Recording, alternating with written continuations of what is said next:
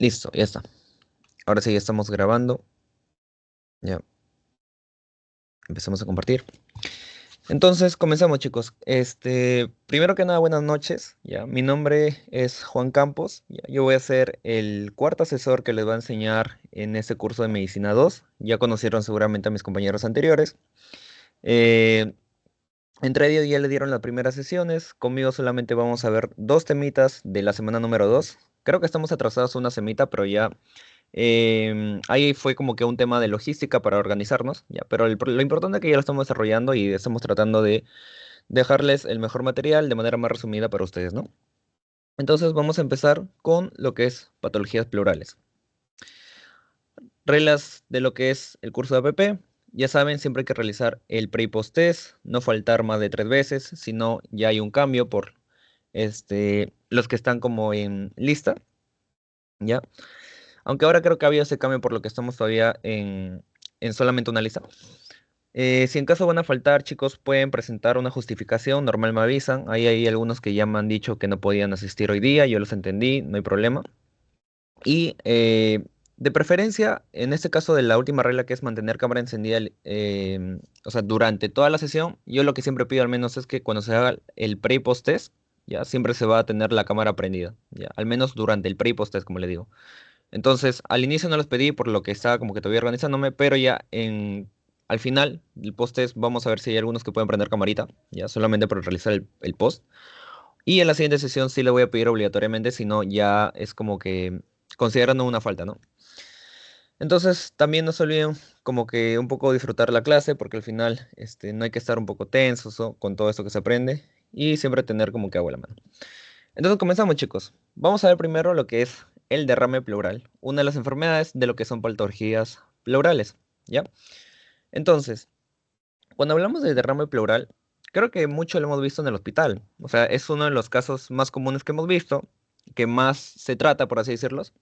Y cuando vemos, por ejemplo, la definición, ¿ya? Es básico, ¿ya? Donde el derrame pleural es básicamente la acumulación anormal de líquido en el espacio pleural, ¿ya? Ustedes saben que el espacio pleural, ¿no? Tenemos dos pleuras, perdón, dos, claro, en lo que es el pulmón, ¿ya? Porque tenemos la pleura parietal, que está como que un poquito por fuera, externamente, y la pleura visceral, que ya es lo que cubre así eh, todo lo que es el pulmón, ¿no? Entonces, entre estas pleuras, la parietal y la visceral, va a existir un espacio virtual. Virtual porque básicamente no es como que lo se pueda detectar normalmente, o sea, aunque tú le hagas, por ejemplo, exámenes de radiografía o ecografía, no lo vas a poder detectar. Si se detecta es porque ya hay un problema, ¿ya? Y este ya se le conoce como espacio virtual, espacio pleural. Entonces, dentro de este espacio, chicos, lo que pasa es que va a haber una alteración, ¿ya? Va a haber una alteración porque normalmente entre este espacio tiene que haber como que una pequeña sustancia, un pequeño líquido, que es lo que permite que no se friccione estas dos pleuras para que cuando haya la expansión y otra vez se reduzca, ¿ya? Cada vez que inspiramos y expiramos, cuando realizamos la respiración, se realiza de la mejor manera, ¿no? ¿Qué pasa? Que se crea algún tipo de exceso, ¿ya? Hay un exceso de este líquido pleural y en ese sentido es que ya podemos detectarlo como un derrame pleural, ¿ya? Por diferentes causas. Entonces, básicamente es eso, es una acumulación normal de líquido del espacio pleural y se debe a un trasudado o exudado que ahorita vamos a ver a qué se refiere, ¿ya? Entonces, ¿quién es el paciente? Acá básicamente vemos a la epidemiología, bueno, pero si no tenemos los datos estadísticos, porque a veces es muy difícil encontrarlos, nos referimos también un poquito a la clasificación, ¿ya?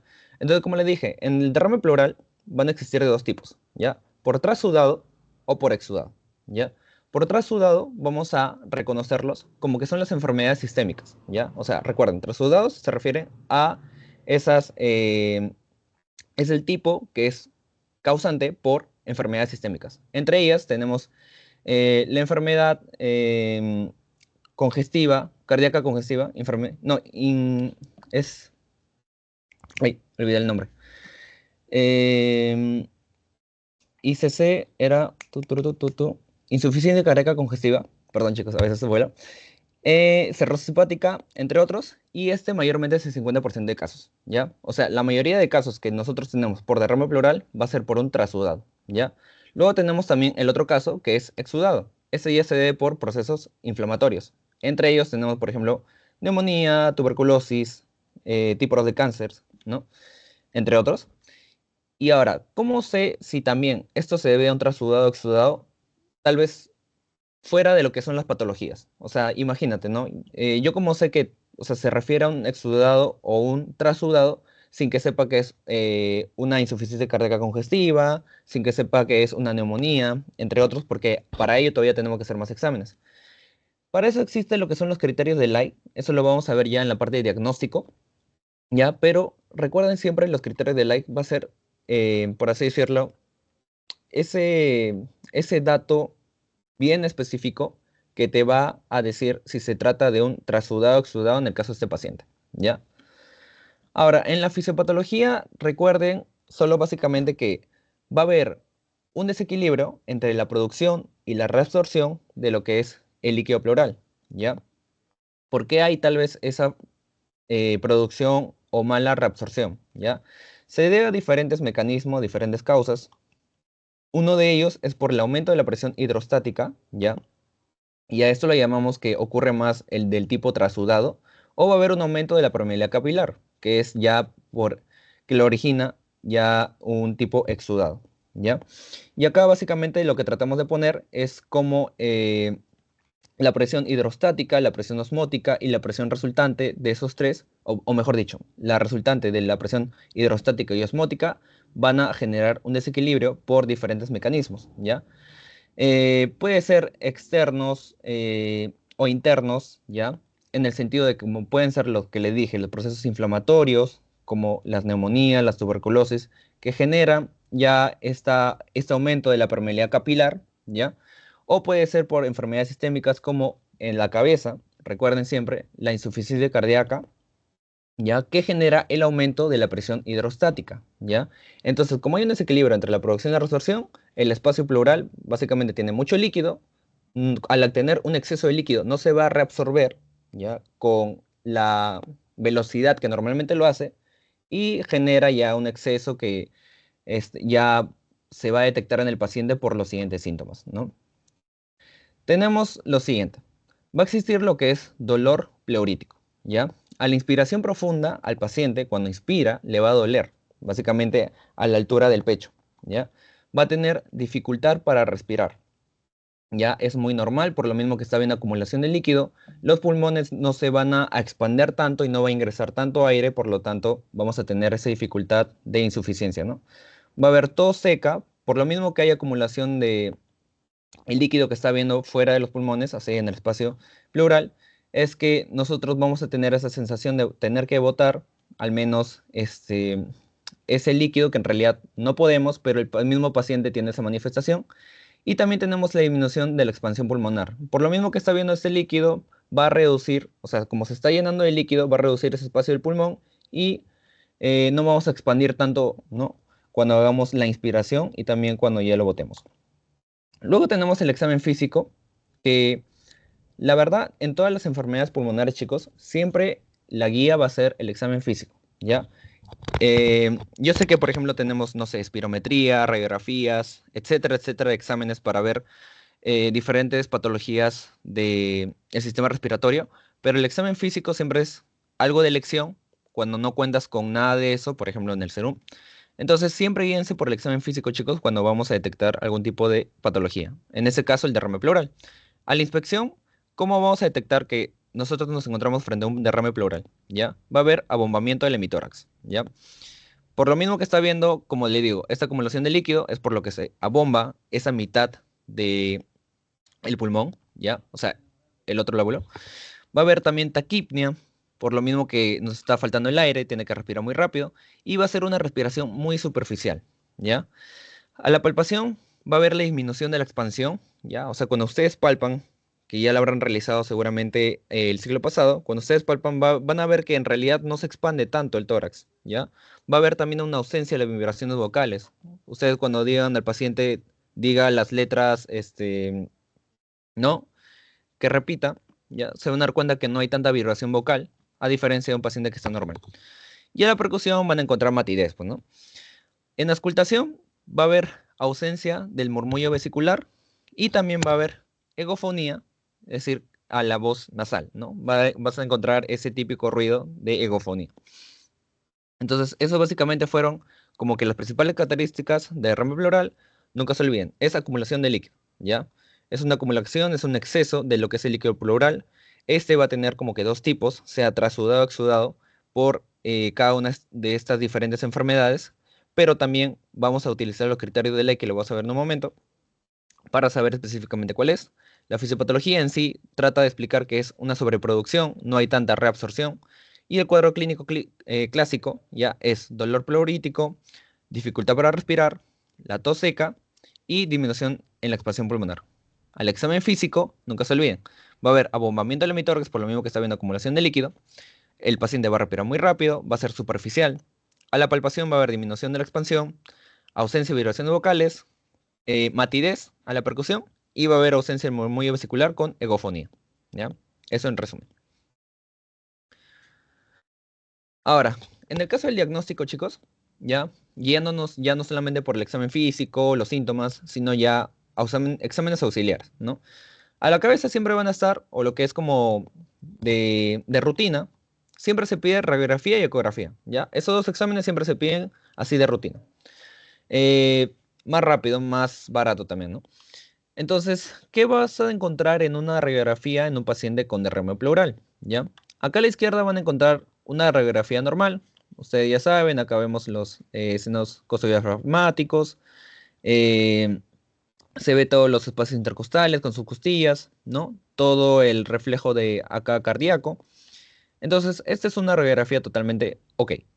¿Qué pasa con un derrame pleural? Y acá ya se ve totalmente mucho la diferencia. Si se dan cuenta en este hemitórax izquierdo, casi no se nota nada a como se ve en este hemitórax izquierdo de una radiografía normal.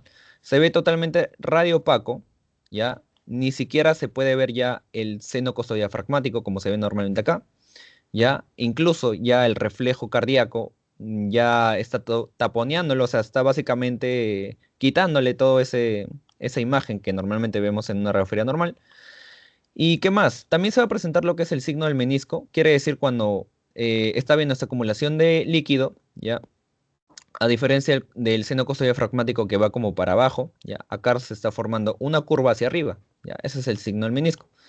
También va a haber un aumento de los espacios intercostales, ¿ya, chicos? O sea, normalmente los espacios intercostales tienen una cierta medida, ¿ya? Pero por acá, por la misma acumulación de líquido, es que esto va a aumentar. Es muy normal. Es parte de, a razón de la clínica.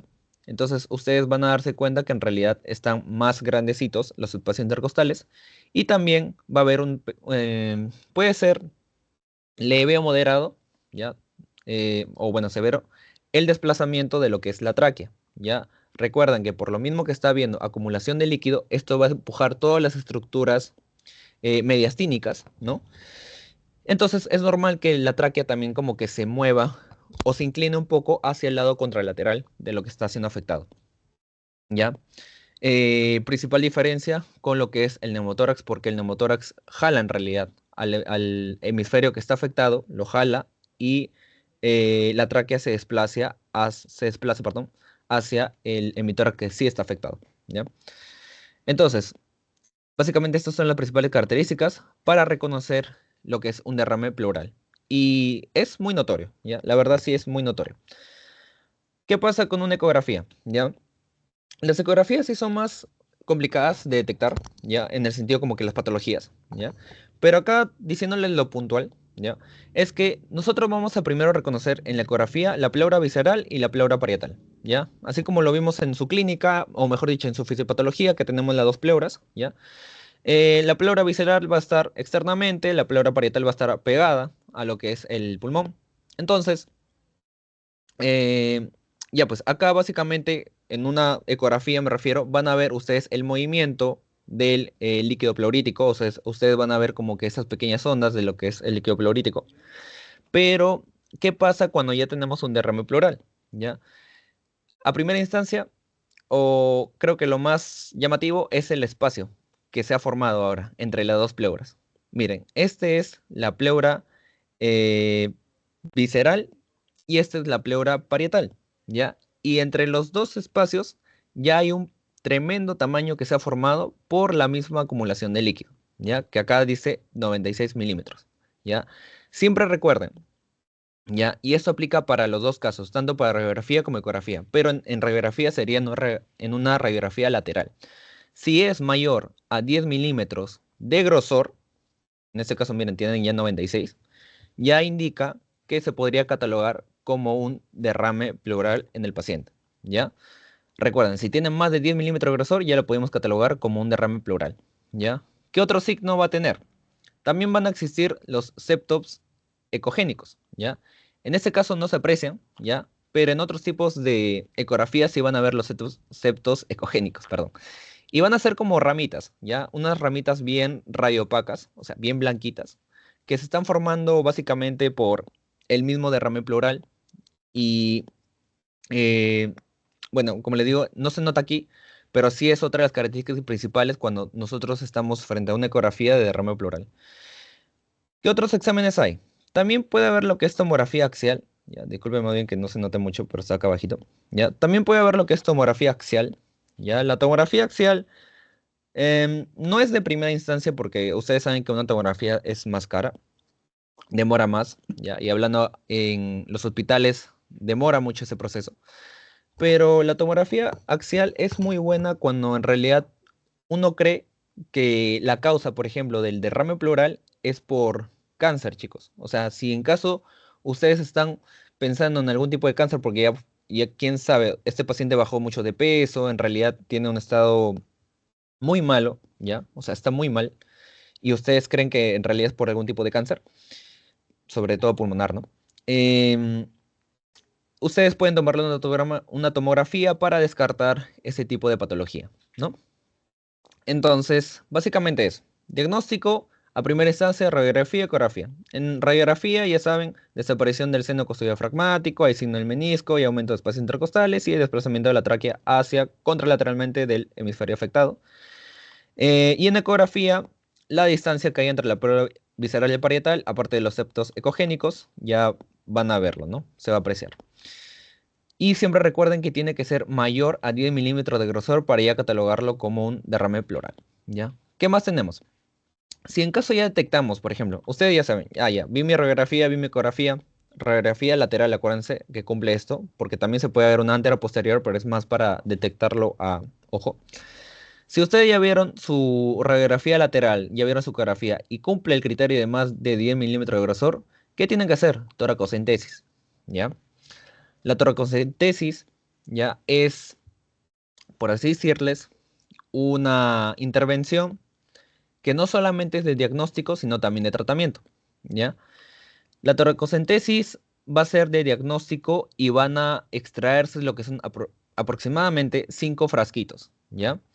¿A qué nivel se realiza? En el quinto y el séptimo espacio intercostal, ¿ya? En la línea eh, axilar posterior, ¿ya? En la línea axilar posterior. Y también, lo que sí, chicos, porque, a ver, nosotros en nuestra clínica que hemos visto, en todos los mecanismos que hemos explicado, recuerden siempre que el derrame pleural es, como decir, lo común que sea en un hemisferio. Ya, o sea, por ejemplo, un derrame pleural en el hemisferio izquierdo, un derrame pleural en el hemisferio derecho es lo común. Si es un derrame pleural en ambos hemisferios, y mucho peor, si es un derrame pleural simétrico, ya ahí no se hace para nada del mundo una toracocentesis. ¿Por qué? Porque básicamente ese tipo de clínicas ya estamos sospechando de una insuficiencia cardíaca, ¿ya? Y en una insuficiencia cardíaca no se puede aplicar una toracocentesis, chicos, porque básicamente ahí vamos a traer una peor complicación en el paciente, ¿ya? Entonces solamente recuérdenlo así. Toracocentesis, mayormente cuando está un hemisferio afectado. Si están dos y es simétrico, no le hagamos porque estamos ya en sospecha de insuficiencia cardíaca. Y de los 5 frascos que le dije que vamos a extraer, ya, cada uno sirve, o sea, tiene una función, ¿no?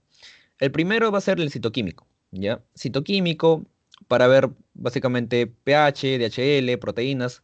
Y acá lo que queremos ver son los criterios de Lye, ¿ya? El segundo frasco va a ser ya bacteriológico, para hacer el examen GRAN y de cultivo. El tercero es para ver el BK, el bacilo.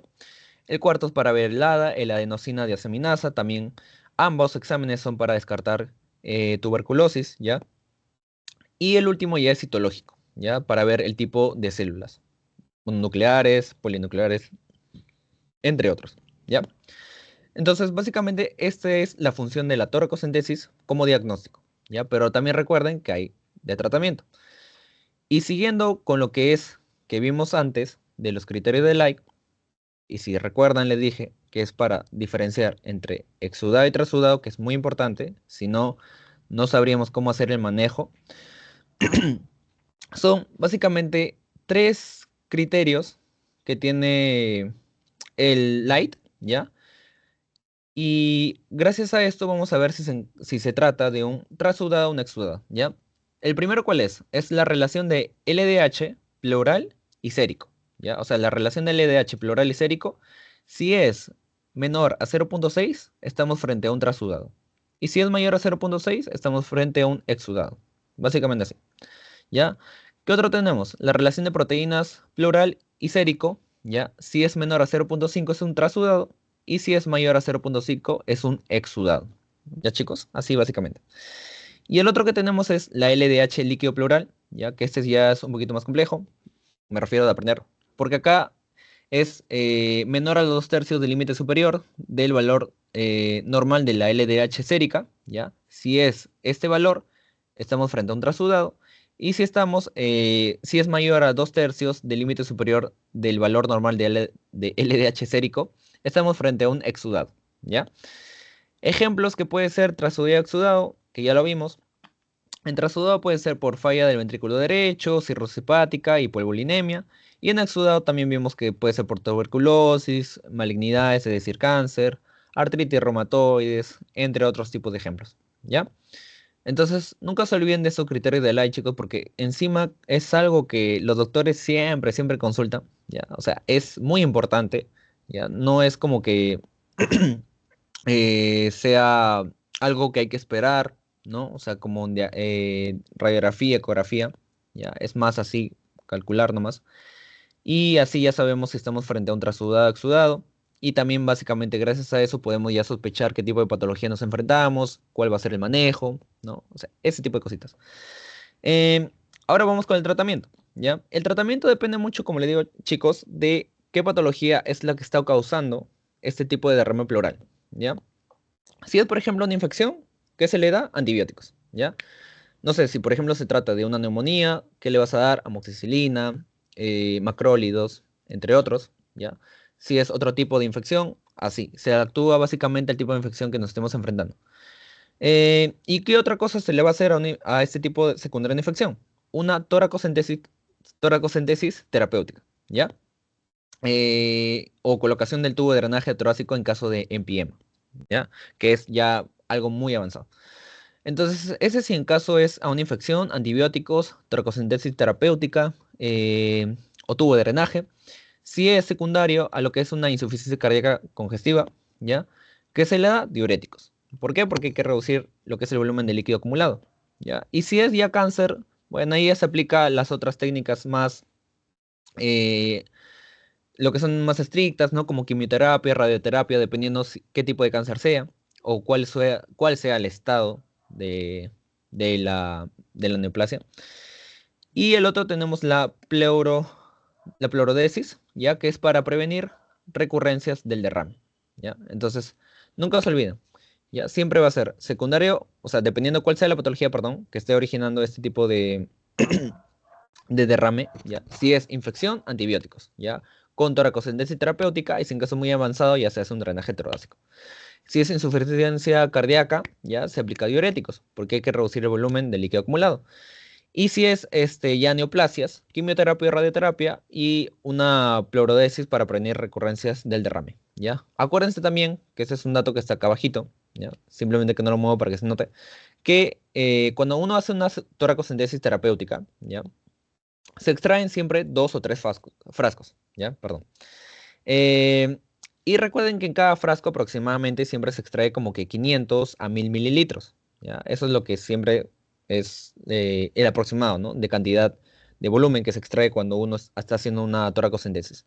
Entonces, normalmente siempre es 2, 3, porque si uno se excede ya puede traer otras complicaciones que no queremos llegar. Entonces, siempre es viendo cuánto volumen de líquido pleural es que presenta el paciente. Entonces, de acuerdo a eso es que elegimos si extraemos 2 frascos, 3 frascos, pero siempre recuerden que la cantidad que se extrae es de 500 a 1000 mililitros por frasco. ¿Ya? Ahora, lo último, factores de mal pronóstico, ya en el caso del derrame pleural.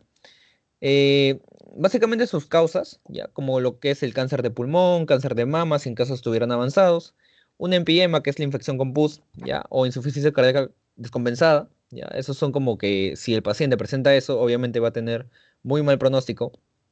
A otros también es como que característica del líquido pleural, donde el pH esté bajo, la glucosa esté baja, eh, el líquido pleural esté loculado, ¿ya? Y factores clínicos como estado general deteriorado del paciente, hay hipoxemia, ¿no? Y también si hay recurrencia de este derrame pleural, es decir, que uno lo extrae líquido y sigue formándose ya. Ese también es muy malo porque obviamente no estamos tratando la causa subyacente que está ahí, ¿ya? Entonces, eso es más como en resumen acá, chicos, nunca se olviden, ¿ya? Diagnóstico, nuevamente, radiografía, ecografía, ¿ya? Acá están las características para que detecten cada cosita, perdón. Y tomografía axial, si en caso se cuenta con eso, pero obviamente si se sospecha de alguna neoplasia, eso es a primera, ¿ya? Nunca también no olviden que tiene que ser más de 10 milímetros de grosor para catalogarlo como un derrame pleural. Si cumple esto, se le hace una toracocentesis de diagnóstico, ya saben en qué espacio, ya saben cuántos frascos para todos estos tipos de exámenes. No hacerlo si es bilateral y simétrico porque ya es una insuficiencia cardíaca y ahí podremos complicar a mucho más al paciente, ¿ya? Eh, el tratamiento, ya saben, es de acuerdo a la causa que sea, pues, sea por una infección, sea por una insuficiencia cardíaca, sea por un cáncer, ¿ya? Y lo normal, si en caso de infección, aplicar antibióticos, toracocentesis terapéutica. En insuficiencia cardíaca es aplicar diuréticos y en cáncer es hacer una quimioterapia y radioterapia, ¿ya? Dependiendo también el estado del cáncer o una pleurodesis, ¿ya? También no se olviden de los criterios del like, solamente son tres: relación de LDH pleura-suero, la relación de proteínas y el LDH líquido pleural, ¿ya? Con estos valores para saber si es un trasudado o un exudado. Y los factores de mal pronóstico también nunca se olviden, ténganlo en cuenta para saber la complicación que puede llegar al paciente. Entonces, uy. Entonces, eso fue en el caso de lo que es derrame pleural, chicos. No sé si hasta ahí tienen como que alguna consulta de lo que es derrame pleural como tal. ¿Alguna consulta? ¿Algo extra? ¿Algo que no haya quedado como claro?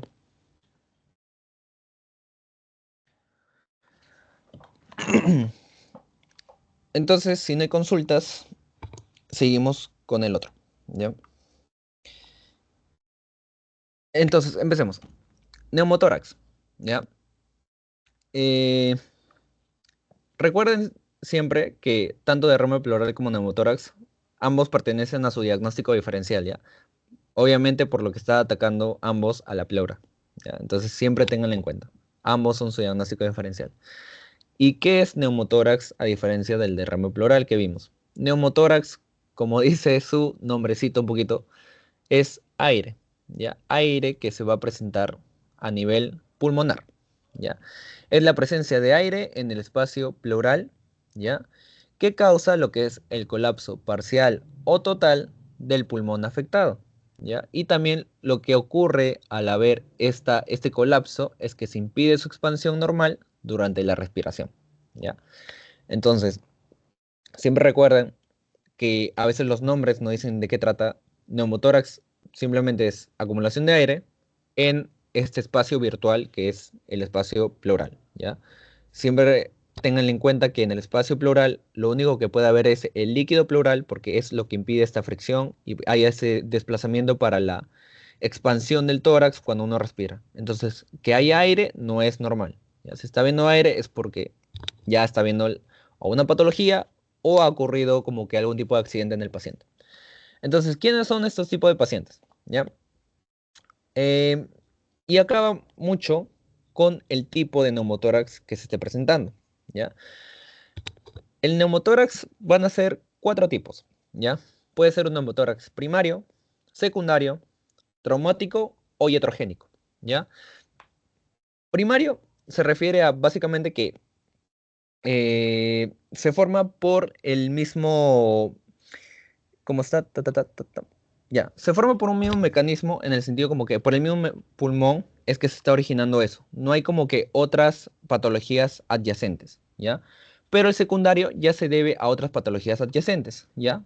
No es tanto por la misma pleura que se está formando, sino como que se originó, yo qué sé, hay una fibrosis quística y ahí recién se daña lo que es la pleura. Entonces, en estos pacientes en primario, mayormente van a ser en varones jóvenes, ¿ya? Ahí van a ver que ocurre esto de la que es la ruptura de la vesícula aérea, ahí lo coloco como dato extra.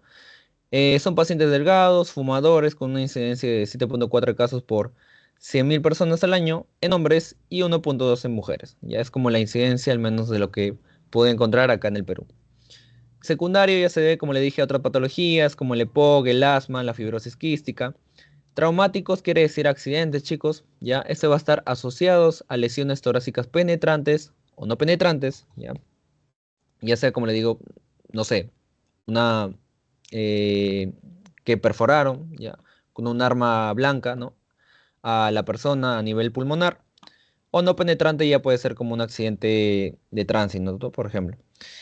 Y el otro ya es el neumotórax iatrogénico, que este pueden ser ya por manejos, por ejemplo, por punción torácica, por ventilación mecánica, es que se puede originar este tipo de neumotórax, ¿no? Entonces, básicamente eso, ¿ya? Eh, Recuerden, neumotórax va a tener 4 tipos: primario, secundario, traumático y iatrogénico. ¿Cuál es el más común? El traumático, ¿ya? O sea, normalmente cuando uno tiene neumotórax va a ser por neumotórax traumático, ¿ya? O sea, la mayoría de casos siempre es por un accidente. Y acá vamos a ver básicamente cómo es que se reconoce. Creo que sí hay imagen, sí hay imagen, pero básicamente acá como es que les simplifico qué es lo que ocurre ya en el neumotórax. ¿Ya?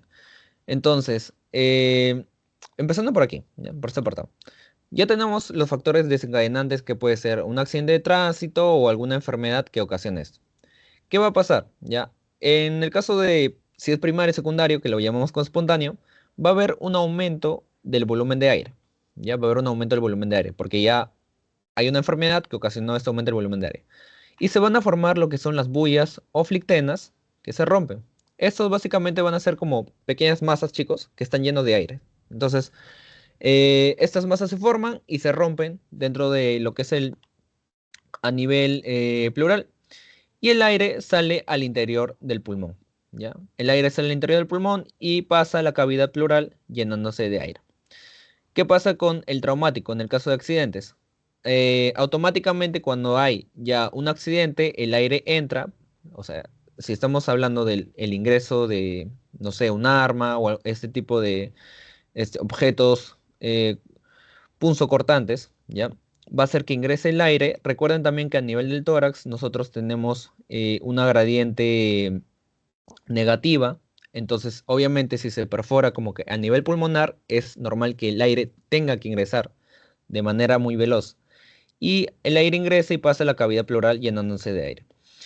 Eh, ¿Qué más? Después de que ya ingresó como que el aire a nivel pleural, va a haber un desplazamiento del mediastino, ¿ya? O sea, por lo mismo que está viendo un aire, está desplazando el mediastino, y también va a haber una disminución del retorno venoso, ¿ya? En el otro lado, va a haber una disminución de la capacidad de almacenamiento de aire, y también se va a formar lo que es esta triada de Gallard, ¿ya? Que básicamente es hipersonoridad, disminución del murmullo vesicular, y va a haber una ausencia de vibraciones vocales, ya que va a estar dentro de la clínica. Entonces, básicamente eso, chicos, ustedes ya saben que puede ser primaria, secundaria o por accidentes. Lo que básicamente ocurre es que ingresa el aire, ya. Ingresa el aire. Si es primaria, secundaria es porque ya se formó algunas bullas inflictenas que se van a romper, ya. Y esto hace que el aire salga al interior del pulmón, ya, y pasa a la cavidad pleural. Y en el traumático directamente pasa a la cavidad pleural, este aire. Entonces se desplaza todo el mediastino, mejor dicho, la estructura del mediastino se desplaza, se disminuye el retorno venoso Y también va a haber una disminución de la capacidad de almacenamiento, formando lo que es ya la triada de Gallard. ¿Ya? Entonces, acá se puede ver, ¿ya? En este pequeño dibujito, que acá tenemos este pulmón normal, ¿ya? Al menos el derecho, y este ya está con un ingreso de aire, ya sea por mecanismo traumático o primario y secundario, ¿ya? Lo pueden relacionar con un pequeño globo que se está desinflando, ¿ya? Eso es lo que básicamente pasa en un neumotórax en su fisiopatología. Va a haber un colapso pulmonar, ¿ya? Y al haber ese colapso pulmonar, va a haber esa disminución de este pulmón, pero también eh, va a haber esa separación, ¿ya? Entre el margen pulmonar y la caja torácica, ¿no? Si es menor a 2 centímetros, estamos hablando de que es un neumotórax pequeño, pero si es un ya más grande de 2 centímetros, estamos hablando que es un neumotórax grande, ¿ya? Eso es básicamente lo que trato de explicar en esta pequeña imagen. Ahora, ¿cómo vamos a detectar a este paciente? ¿Cuál es su cuadro clínico? Lo principal es que va a tener dolor torácico, ¿ya? Va a tener dolor torácico, el paciente va a estar taquipneico, ¿ya? Y también va a tener tos seca, ¿ya? Si se dan cuenta, es muy parecido al cuadro clínico del paciente con derrame pleural, ¿ya? Porque el paciente de derrame pleural también tenía dolor torácico, estaba taquipneico y tenía tos seca, ambos porque están alterando ya a nivel pleural, ¿ya? Pero como le digo, la principal diferencia va a ser ya en las imágenes, ¿ya? Y no solamente en las imágenes, en el examen físico, chicos, ¿ya? Porque recuerden que el otro estaba bólido, había eh, la presencia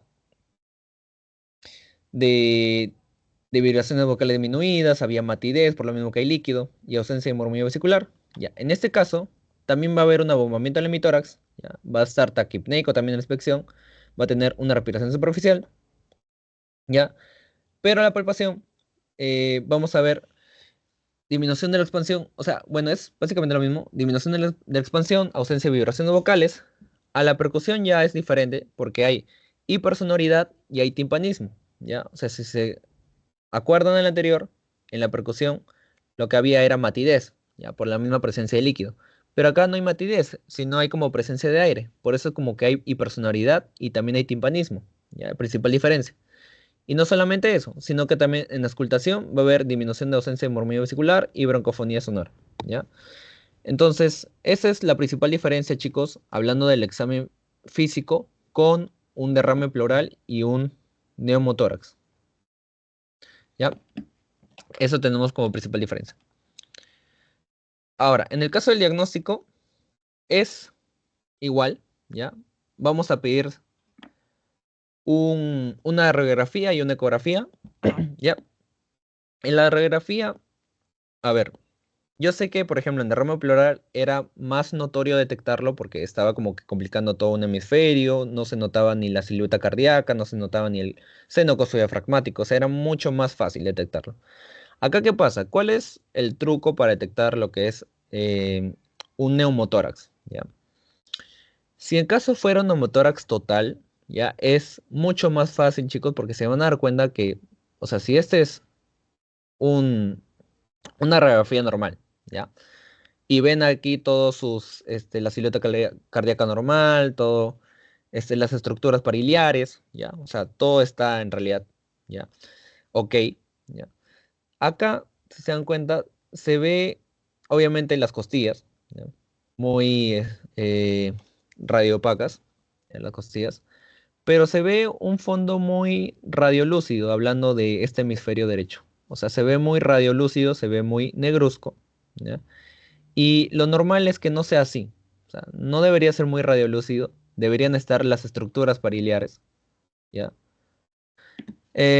Entonces, si se ve así, ¿qué es lo que pasa? Es que no está habiendo la estructura pulmonar, o sea, ni siquiera hay algún pulmón que esté en este lado, ya es como que ha habido ese colapso que estábamos hablando.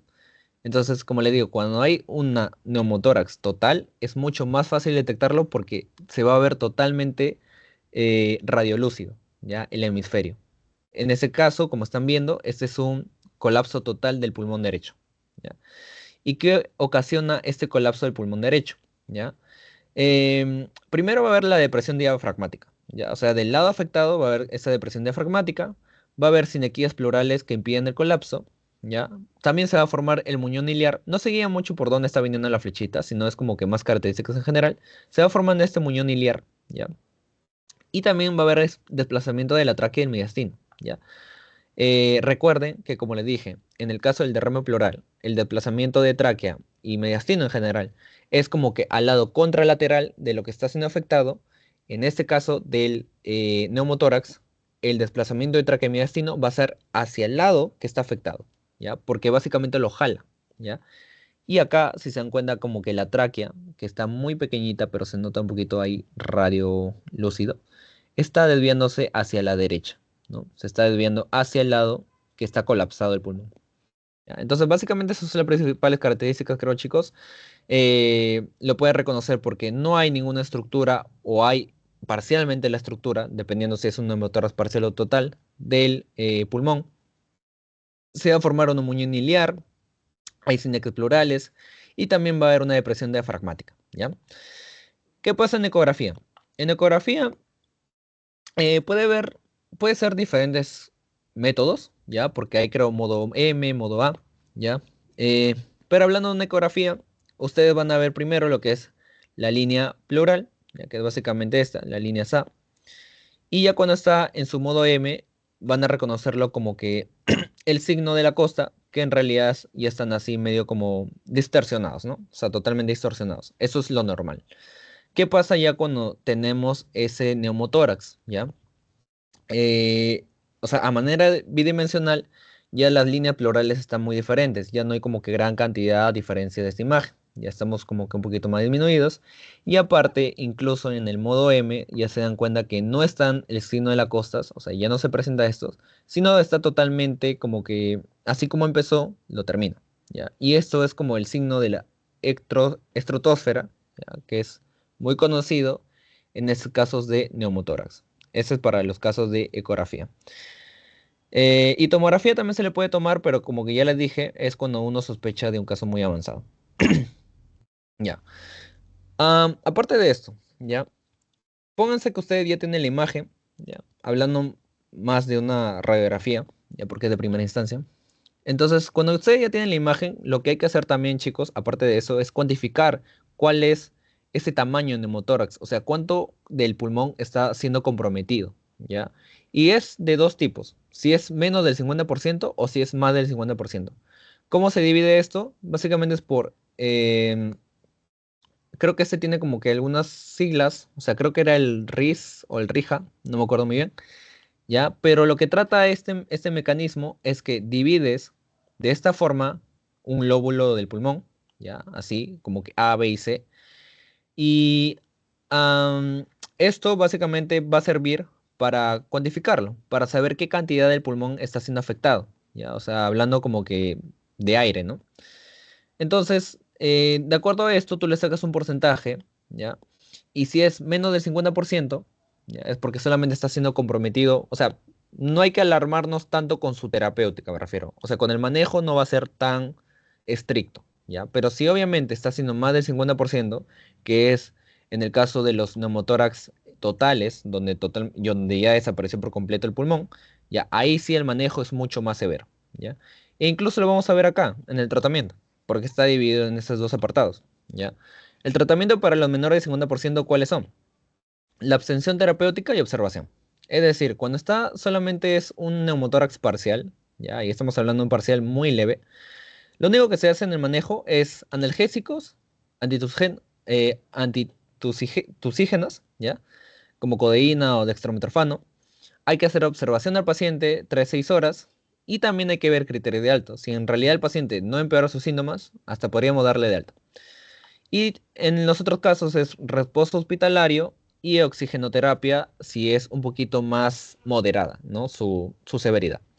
¿Ya? Esto porque ayuda a eliminar el nitrógeno del espacio pleural. Ahora, si en caso es más del 50%, ¿ya? Acá ya se utiliza un drenaje pleural, ¿ya? Esto con el objetivo de acelerar la recuperación del paciente. Si persiste el espacio pleural, se puede considerar ya lo que es una pleurodesis, ¿ya? Para prevenir lo que son recurrencias de este neumotórax.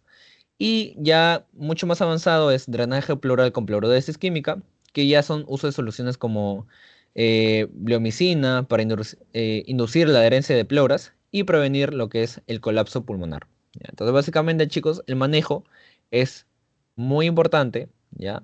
Y depende mucho de la cuantificación de neumotórax que esté habiendo en el paciente, de acuerdo a tu radiografía que tienes, ¿no? ¿Ya? Pero eso obviamente ya lo ves con la práctica.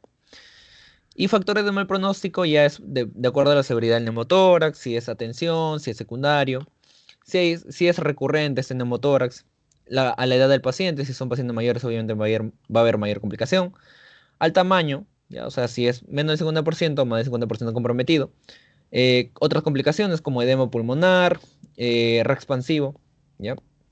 O infecciones que empeoran el pronóstico, ¿ya? Entre otros, y también el estado general del paciente, ¿no? Ese también. ¿Qué otra cosita? A ver. Mm, mm, mm, mm. Bueno, sobre todo creo que eso es a la primera instancia con respecto a neumotórax, ¿ya? Así haciéndole otra vez un pequeño resumen. Ya saben que es neumotórax, presencia de aire en el espacio virtual, ya que no es normal solamente ver líquido, líquido pleural. Tipos primario, secundario, traumático, neumotórax y iatrogénico. Entre el más causante de un neumotórax siempre va a ser traumático, accidentes. Si es un neumotórax pequeño, decimos que es menor de 2 centímetros entre el margen pulmonar y la caja torácica. Si es más de 2 centímetros, ya decimos que es un neumotórax grande. Y esto mayormente es ocasionado porque, como hay un aumento de aire, hablando en el espontáneo, o sea, primario y secundario, se forman bujías, se rompen y este aire pasa al espacio pleural. A diferencia del traumático que directamente este pasa al espacio pleural y ya va a haber ese desplazamiento de mediastino, de disminución del retorno venoso, de la capacidad de almacenamiento de aire entre otros, hasta llegar al colapso pulmonar como tal. Cuadro clínico es muy parecido al del derrame pleural, hay dolor torácico, hay taquipnia, hay tos seca, ¿ya? Al examen físico, entre la principal diferencia para saber si estamos frente a un neumotórax o un derrame pleural, la percusión, ¿ya? A diferencia del otro que hay matidez, acá hay hipersonoridad y acá hay timpanismo. En diagnóstico, ya saben, tienen que ver si es un colapso parcial o total. Si es total, es mucho más fácil porque se va a ver totalmente radiolúcido todo ese hemisferio. Y si es opaco, se va a ver como que una línea, ¿ya? Se va a diferenciar una línea muy radiopaca también, ¿ya? Una línea blanca que es como que lo que está delimitando que el pulmón se está colapsando, ¿ya? O sea, también es muy notorio. No lo puse como ejemplo. Pero lo que ocurre acá es eso, también la depresión diafragmática, las síndicas pleurales, el muñón iliar que se va a formar en este lado, y el desplazamiento del tráqueo miastínico que, a diferencia del derrame pleural, que se desplaza contralateral, acá se desplaza hacia el mismo hemisferio que está siendo afectado, ¿ya? Y estas son las características para ecografía. En el caso de cuantificación de neumotórax, tienen que ver, ya saben, si es menor del 50%, si es mayor, ¿ya? En el caso de tratamiento depende mucho de eso, ¿ya? Para saber si solamente es como que un manejo ambulatorio, o sea, de observación nomás, si se le dé de alta, o oxigenoterapia, o si hay que pensar con un drenaje pleural este, de recuperación del paciente, ¿ya?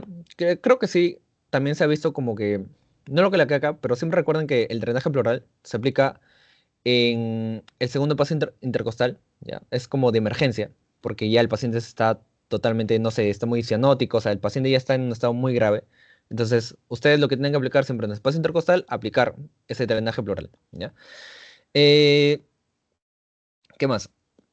Ah, y bueno, y la pleurodesis, ¿no? Si está muy avanzado este caso. Y los factores de mal pronóstico son todos estos de aquí, dependiendo de la complicación. Entonces, de eso, chicos, no sé si hay alguna consulta con respecto al neumotórax.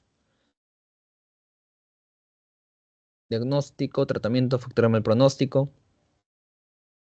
Ya saben, es muy diagnóstico diferencial neumotórax con derrame pleural. Ambas son enfermedades, patologías pleurales, ya, valga la redundancia. Pero siempre tienen que saber al menos las principales características para diferenciarlo. Ya creo que lo que siempre preguntan en un examen es cómo diferenciar derrame con neumotórax. eh, el examen físico y sobre todo un poco el tratamiento, ¿no? O sea, al final en Medicina 2 como ya ves el manejo, las preguntas siempre van muy relacionadas a eso, al manejo. A diferencia de Medicina 1 que era pura semiología. Ya chicos, entonces, si no hay preguntas, vamos a pasar con la segunda partecita, ya, al toque más, que son enfermedades ocupacionales, ya. Entonces, enfermedades ocupacionales, ya. Y empieza con una introducción de qué es salud ocupacional. Ustedes saben que la salud ocupacional, al final, lo que trata de ver, o sea, muy aparte de toda esa definición que está, es de alguna manera prevenir esos accidentes que están ocurriendo en los trabajos para que te ocasionen una severidad, me refiero, ¿ya? Y también los que velan que cuando tú estás mal, te puedas recuperar, ¿no? Para volver al trabajo. Y todos estos factores de riesgo que tiene un trabajo como tal, ¿ya? Entonces, ¿qué son las enfermedades ocupacionales? Son riesgos químicos, como exposición a minerales, que pueden causar lo que es neumoconiosis, ¿ya? Eh, y también son riesgos biológicos, como lo que pueden ser la exposición a alergenos, pueden provocar neumonía y hipersensibilidad, o también asma ocupacional, ¿ya? Hablando de neumoconosis, que son, como le dije, esta exposición a riesgos químicos, ¿ya? A minerales, mejor dicho, específicamente a minerales, van a ser cuatro tipos de lo que vamos a ver acá. Silicosis pulmonar, asbestosis, eh, mesotelioma y andracosis, ¿ya? Y bueno, también el asma ocupacional, ¿no? Pero eso ya no pertenece a neumoconiosis, sino es muy aparte. ¿Cuáles son las leyes de salud ocupacional que tenemos para, como derecho? O sea, como derecho para poder respaldarnos, ¿no? Está la Ley de Seguridad y Salud en el Trabajo, que es la 29783, ¿ya? Se creó en el 2011, este nos trata de proteger de una manera que nos den exámenes, ¿ya? Médicos cada cierto tiempo, pero fue modificado en el 2014 por este nuevo número, que disminuye los exámenes y en realidad de hacerlo de manera anual creo que ahora es bianual, si no mal recuerdo, ¿ya? Entonces básicamente eso. Eh, entonces empecemos, ¿ya?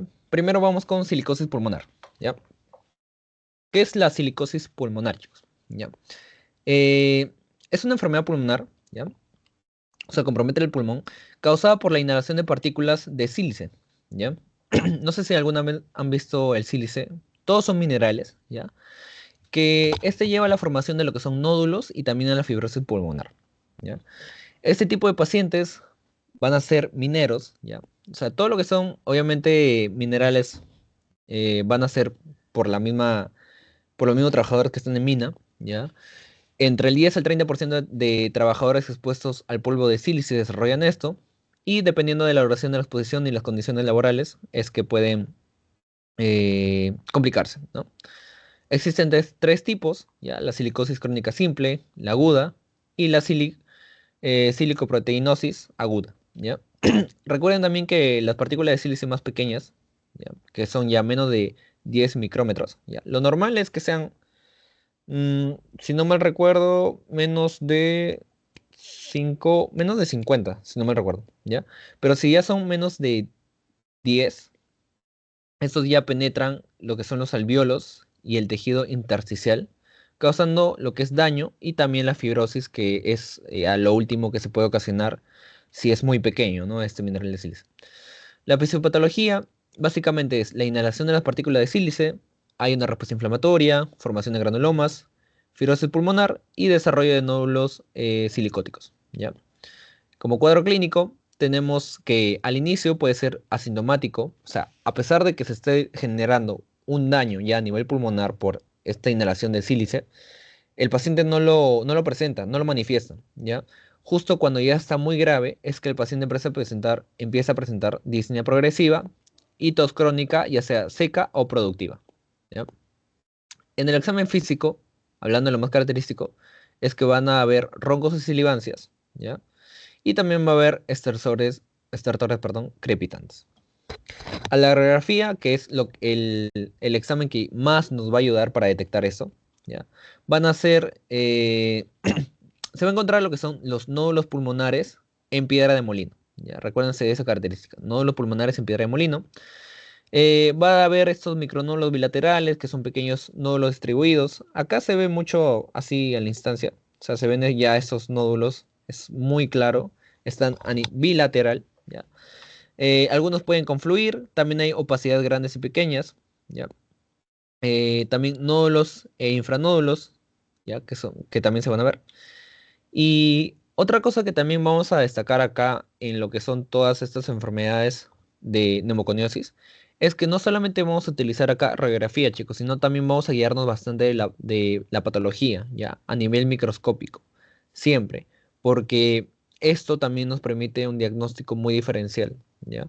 En el caso a nivel patológico, ya, de la silicosis pulmonar, se va a ver el nódulo silicótico, ya, que es este de aquí.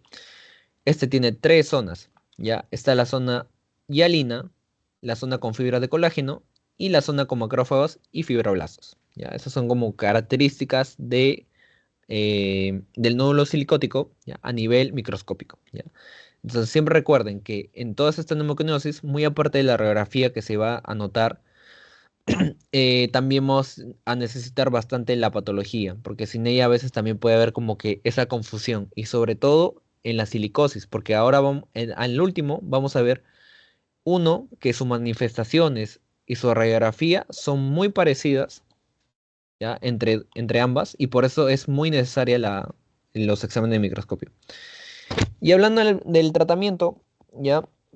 Lo primero, prevención, pues, ¿no? Y lo segundo ya serían broncodilatadores y corticosteroides para tratar esta insuficiencia de aire que está habiendo en el paciente, ¿ya? O sea, es como de emergencia. Y oxigenoterapia si el paciente ya está muy severo, si está ya con un oxígeno muy desaturado, ¿no? Ahora tenemos el otro tipo, que es la asbestosis, ¿ya? La asbestosis es una enfermedad pulmonar intersticial causada por la inhalación de fibras de asbesto, ¿ya? Este lleva a la fibrosis pulmonar difusa, ¿ya?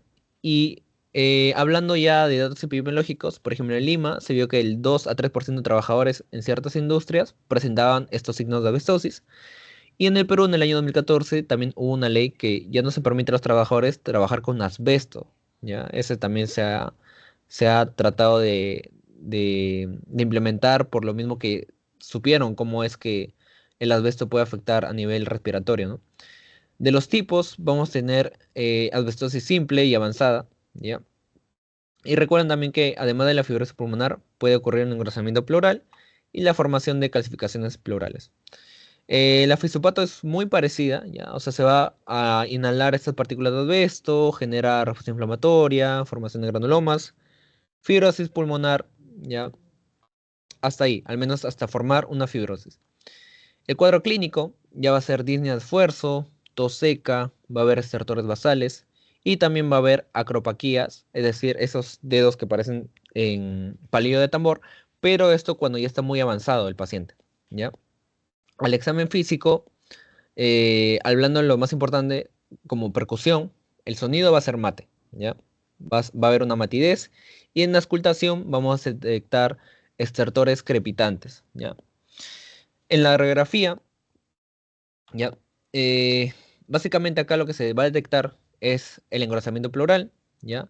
Como se puede ver acá en el hemitórax izquierdo, va a haber patrón micronodular, va a haber opacidades irregulares clasificadas como STU, ya, esto es de acuerdo a una clasificación, si no me recuerdo. Va a haber engrosamiento, va a haber clasificaciones, obliteración de los ángulos costodiafragmáticos, ¿ya? Y también va a haber opacidades de vidrio deslustrado, ¿ya? Hablando de patología, ya a nivel patológico, debería ser histopatológico, de hecho. Ahí no sé por qué le puse patología. Debería ser histopatológico, ¿ya? En el caso del asbesto, va a ser cuerpos de asbesto lo que se va a detectar a primera instancia, que son estos de aquí, ¿ya? Los cuerpos de asbesto es lo que caracteriza a detectar, ¿ya? O diagnosticar la asbestosis cuando se hace un examen histopatológico, ¿ya? Y se ven claramente que son centroacinares, hay extensión a bronquiolos adyacentes, ¿ya? Y ya cuando hablamos del tratamiento, muy aparte de la prevención y también de los broncodilatadores y corticosteroides para esa desaturación que está teniendo el paciente, también son los antibióticos porque esto también puede eh, ir a la par con ciertas infecciones, ¿ya? Y oxigenoterapias en caso el paciente se encuentra muy avanzado. ¿Qué más tenemos? Otro tipo, el mesotelioma, ¿ya? El mesotelioma, chicos, es un tumor maligno que afecta principalmente lo que es la pleura, ¿ya? Pero también puede afectar lo que es el peritoneo, pericardio, ¿ya? Porque todo está relacionado a la exposición de asbesto. ¿ya? Este tipo de pacientes es muy raro encontrar porque al menos acá este, están relacionados a exposición a asbesto, incluso décadas después de la exposición. O sea, no es como que se detecte ahí nomás, sino, o sea, tiene que estar muy expuesta al asbesto, pero en gran cantidad de tiempo. Son dos tipos, el pleural maligno y el peritoneal, ¿ya? Dentro de su fisiopatología, perdón, es muy parecida también en los ambos casos, o sea, la inhalación de las partículas hasta que se formen esta fibrosis, ¿ya? Y en el cuadro clínico vamos a tener que hay dolor torácico, hay disnea progresiva, hay pérdida de peso en el paciente. En algunos casos va a haber derrame pleural masivo, ¿ya? Al examen físico, en percusión, va a haber matidez, ¿ya? A la auscultación va a haber disminución de los ruidos respiratorios, va a haber estertores, ¿ya? O sea, va a haber crepitantes. Y también va a haber ese roce pleural, que es el sonido áspero por fricción pleural, ¿ya? A la radiografía, uy, no se nota mucho, creo. Ya, ahora sí. Uy, no. Ya. A la radiografía va a haber engrosamiento pleural marcado o efusión pleural por lo general, ya que se puede ver ahí en el lado derecho. Y en hablando de la patología, de histopatológico, perdón, a la izquierda, por ejemplo, podemos ver que ese es el mesotelioma maligno con discreta anaplasia, ¿ya? Y a la derecha vamos a ver lo que es el mesotelioma maligno tipo sarcomatoide, que va a haber una distribución más homogénea y va a haber lo que son las células de Fus, ¿ya? Eso básicamente para detectar como que cada tipo, si es el pleural maligno o el sarcomatoide, ¿ya? Y hablando del tratamiento, ya no es tanto como lo vimos anterior, que era los broncodilatadores y los oxigenoterapia, sino acá ya más tiene que ver con cirugía. O sea, este tipo de casos de pacientes ya son un poquito más avanzados. Como le digo, o sea, tiene que estar una exposición y se nota a las décadas que recién tiene esta enfermedad. Entonces, acá va a ser por cirugía, ya hablando no farmacológico como lo es la pleurectomía, decorticación, radioterapia, ya. Y hablando de los farmacológicos, vamos a tener quimioterapia paliativa o inmunoterapia en casos seleccionados, ya. Entonces es mucho más severo lo que es este tipo de tratamiento. Y por último tenemos la antracosis, que es ya los últimos de neumoconiosis que estamos viendo. Ya, en el caso de la antracosis, ya es acumulación de partículas de carbón, chicos, en el pulmón, ya.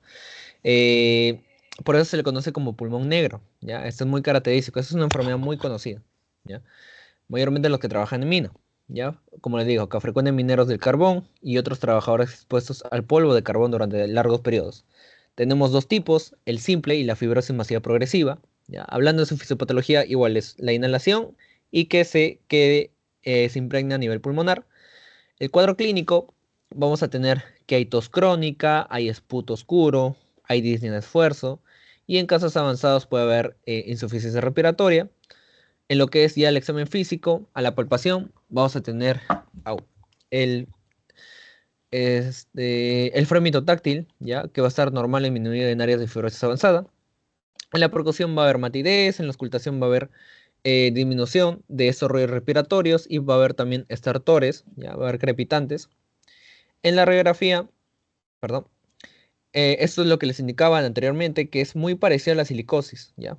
En el sentido de la silicosis que vimos, eran estos nódulos pulmonares en la piedra de molino, ¿ya? Y hay que tener mucho cuidado porque también se pueden presentar en el otro, que no son, pero se puede como que parecer, ¿ya? Entonces, muy aparte de la radiografía, por eso siempre decimos que es importante el examen histopatológico, ¿ya? En el caso de la antracosis, lo que vamos a ver es el pigmento antracótico, que son estos de aquí, se pueden notar, son oscuros, ¿ya? Y están englobados, encapsulados por los macrófagos, ¿no? Por eso están bien delimitados. Y como les digo, o sea, al final, las causas de la antracosis es inhalar lo que es partículas de carbón. Tratamiento ya sí son muy parecidos a eh, al primer y segundo caso que vimos, ya no como el anterior del mesotelioma, sino acá va a ser más como igual, evitar la exposición al menos del carbón y tratamiento con broncodilatadores y manejo de infecciones respiratorias, ¿ya? Entonces, esos son los cuatro tipos, chicos, de lo que son enfermedades ocupacionales, no, mejor dicho, de lo que son las neumoconiosis, ¿ya? tanto la silicosis pulmonar, ¿ya? La asbestosis, el mesotelioma y la antracosis, ¿ya? Como le digo, lo más importante, muy aparte de la radiografía, es el examen histopatológico, ¿ya? Las causas de cada uno y el tratamiento. Y por último, tenemos el asma ocupacional, ¿ya? Que en realidad para diferenciarlo un poquito con el asma que nosotros conocemos, es que este se complica cada vez que uno va a trabajar. Eso es lo que trata de diferenciar. O sea, cuando uno está trabajando, le da como que su ataque o su crisis asmática y en realidad cuando como que vuelve a sus casas o en realidad ya no está en el trabajo, se cura en algún sentido, ¿no? O sea, se alivia sus crisis. No les viene para nada. Eso es lo que trata de diferenciar un poquito el asma ocupacional. Entonces, esta es una enfermedad respiratoria crónica caracterizada por la inflamación y obstrucción reversible de las vías respiratorias y se desencadena o agrava por la exposición a agentes ambientales en el lugar de trabajo, ¿ya? Ahora, ¿quién es el paciente? ¿Ya? La prevalencia varía dependiendo del sector laboral o la región en la que se encuentre, ¿no?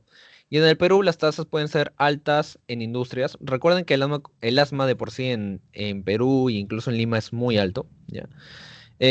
Con industrias en alta exposición a irritantes o alergenos como la minería, construcción, agricultura, ¿no? Tipos de trabajo donde puede agravarse el asma. Y también la exposición a alergenos y sustancias irritantes en el trabajo aumenta el riesgo de desarrollar lo que es asma ocupacional, ¿ya? Entonces vamos a tener dos tipos, el que es agravado por el trabajo o el asma ocupacional como tal, ¿ya? La fisiopatología, chicos, recuerden siempre que el asma es una enfermedad por hipersensibilidad, ¿ya? En el sentido como que cuando nosotros detectamos esas partículas, esos alergenos, ¿ya? Porque básicamente esa es una enfermedad, em, se podría decir inmunológica, o sea, nuestro sistema es como que ya detecta ciertos alergenos y tenemos una respuesta muy exagerada, ¿ya? Es que se crea, en este caso no recuerdo si macrófagos o ese tipo de enfermedad, perdón, dicho, de agentes de defensa, ¿ya? Que van a atacar o van a tratar de aliviar esos alergenos que están en el cuerpo y se genera como que ya esa secreción de mucosidad, por eso como que se o mejor dicho, se bloquean, ¿no? Lo que es a nivel bronquial, ¿ya? Y por eso es como que falta el aire en el paciente, se generan las silivancias, ¿no? Eh, y el paciente, su cuadro clínico es muy característico al final, ¿ya? O sea, tiene tos, tiene silivancias, hay disnea, o sea, le falta el aire, hay opresión en el pecho, suele mejorar fuera del ambiente laboral y empeorar durante o después del trabajo, ¿ya? Acá lo que trato de poner es el incremento de la fibrosis muscular, el incremento de la mucosidad, eso que les explicaba que como va a haber una respuesta muy hipersensible, o sea, las partículas, esos alergenos están ingresando al bronquio, creamos macrófagos y estos macrófagos van a estar actuando de manera muy exagerada, es que se genera el moco, se incrementa la capa fibrótica muscular, se incrementa lo que es la respuesta inflamatoria, el CD4, también, ¿qué más? Ah, ya, y esto es muy diferente a cuando uno actúa o cuando uno no está con esa hipersensibilidad, ¿no? O sea, tiene un sistema inmunológico muy normal. Entonces, eso para hablar de su mecanismo fisiopatológico. Al examen físico vamos a ver que hay a la inspección el uso de músculos accesorios, ¿ya? También muy raro ver deformidades. Vamos a ver tórax en barril en casos muy graves.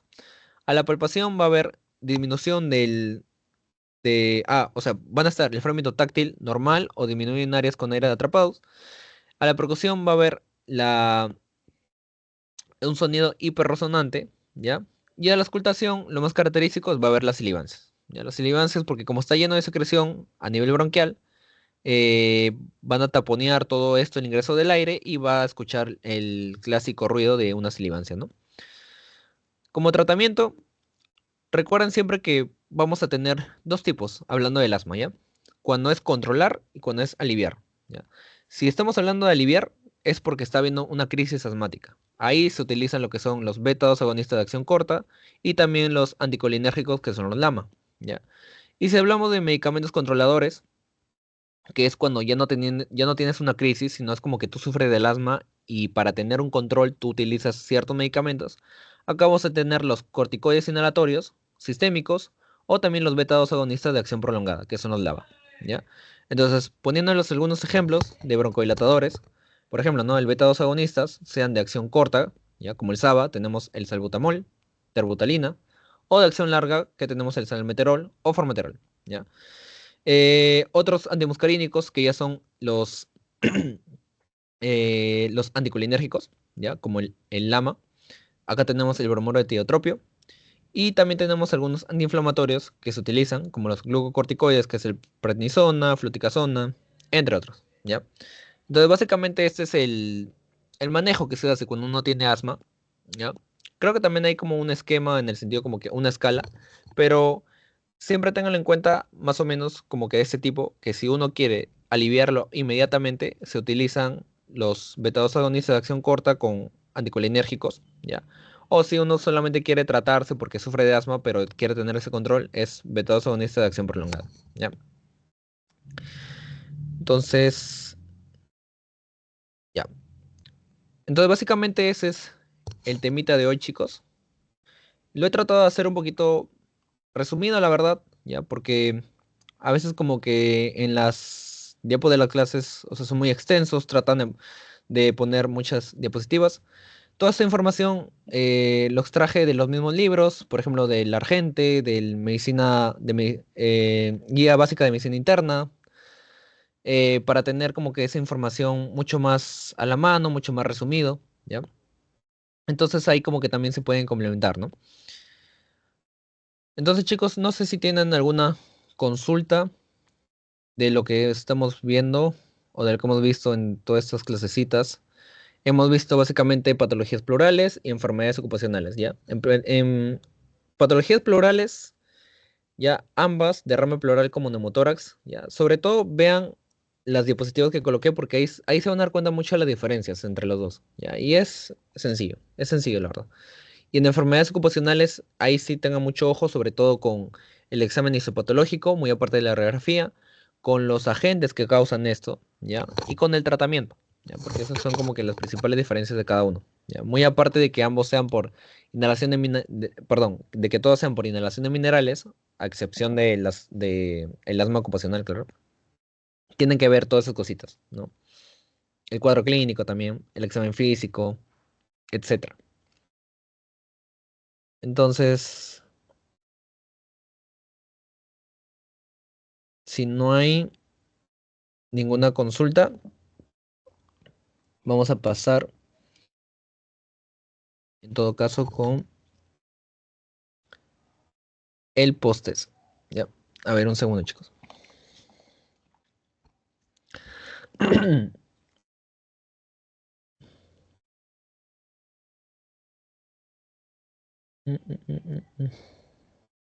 ¿Dónde está? ¿Dónde está? Un momento.